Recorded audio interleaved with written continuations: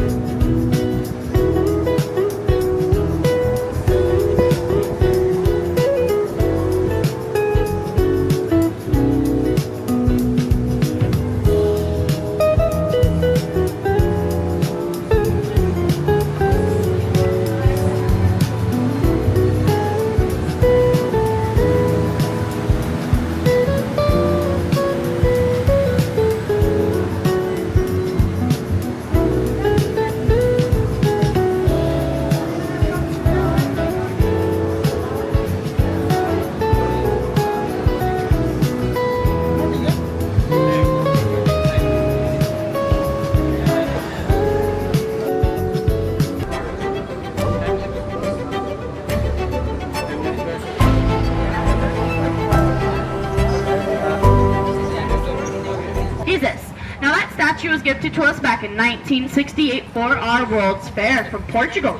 And if any one of you are wondering where our river gets its name and where our city gets it, that actually is because there is a portion of our San Antonio history where we were predominantly populated by those German immigrants. So they have had a lot of influence here in our city because we had a lot of them immigrate here back in the 1800s. Now, I want to use this time to talk a little bit about the part of the river we're in right now. Now, this part of the river we're in is actually a man-made portion of the river. But once we cross from underneath the bridge right ahead of us, we will be entering the natural portion of our river.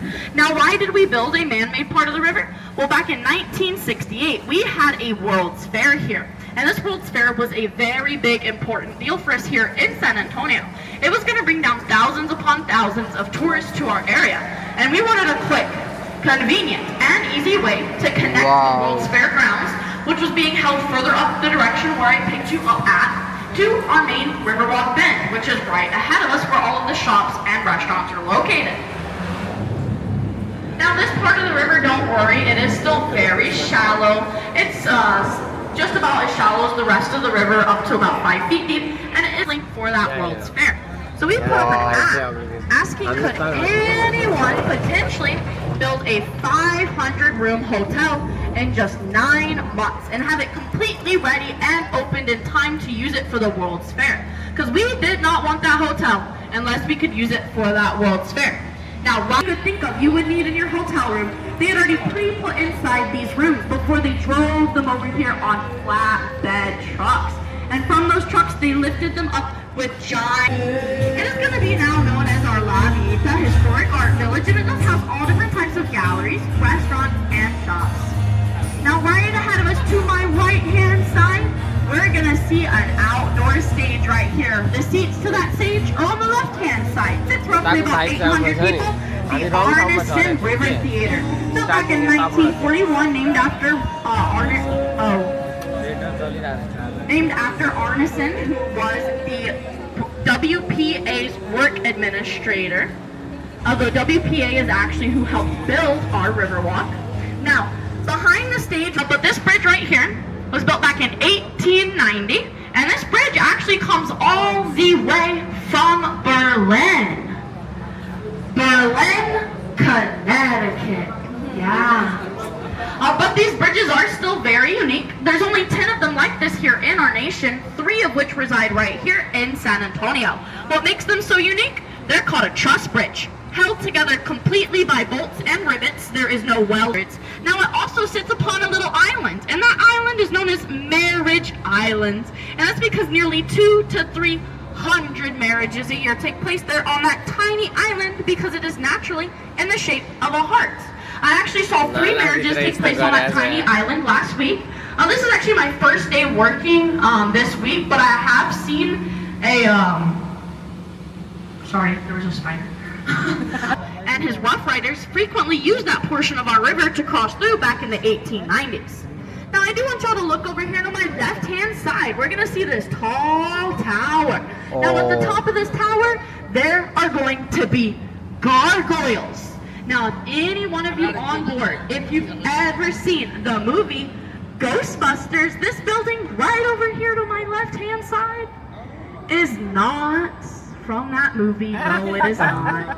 Yeah, but it does look kind of like it, right? This is actually going to be known as our Tower Life building. But when they first built it, they called it the Smith-Young building. Now right ahead of us, we're going to see our Bexar County Courthouse, that red brick building right up there. That was built back in 1897, and that is the longest consistently operational courthouse here in our state of Texas. Now, don't worry, guys. I've only been at that courthouse once. And don't worry, I wasn't serving any type of duty there. I was actually going for the museum. Inside of there, we actually have a portion of it that is dedicated. Well, it's attached to it, but it is a museum that you can walk through for free that depicts some of the history of our San Antonio area. So during the day, if any of y'all have a chance, I would always recommend checking it out. Now I do want us to look back behind me. I want us to look at the Tower Life building from this angle. Now a lot of people like to say the Tower Life from this angle kind of looks like a ship. Some people even say if they look at the ship carefully, they even hear a horn. Oh, I think I heard its horn. I did honk my horn, and I did do that for a reason, not just the joke. I did do that for our safety. We're going through a two-way part of our river, so I am just doing that to let other boats know we're heading through, just in case if anyone's in the general area.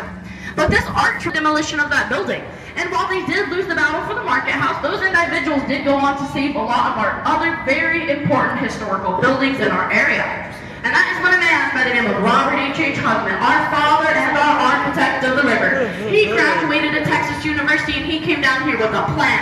Not only to build this flood control system, but he had a plan to turn the downtown river into the Riverwalk. Because originally the city had no plans to make the Riverwalk as you know it today. Without Robert Hugman, it would not exist at all.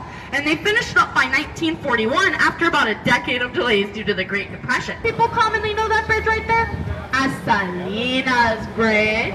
That's because in 1997, Jennifer Lopez sat on the very top of that bridge behind me in order to film some of the movie scenes for Selena. It is even theorized that Selena herself might have been proposed to on that very bridge of all. There is no evidence of this ever happening. There's no proof of it. We do know, without a doubt at least, Jennifer Lopez, she was proposed to everywhere else. Now, right over here to my left-hand side, this is going to be our La Manchon Hotel. But back in 1853, this actually used to be our St. Mary's Institution for Boys.